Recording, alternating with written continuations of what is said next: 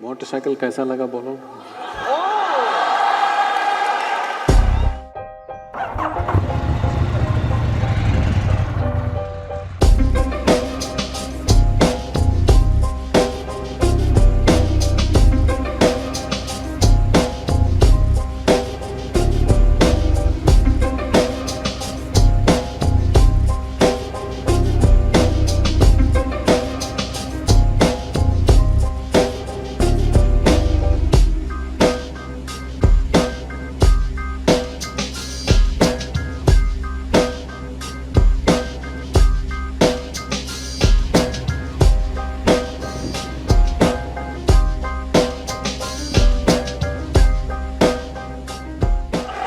मेरे से गुरुजी बोले, मैं बैठा हुआ था पीछे ऐसे, बोले दोनों हाथ मत छोड़ना।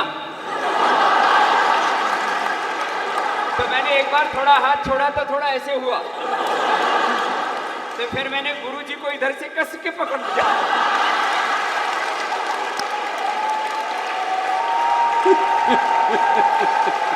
फिर मैंने हाथ जोड़े तो गुरुजी बोले आप हिलने क्यों रहे? मैंने कहा गुरु को पकड़ के रखा हुआ।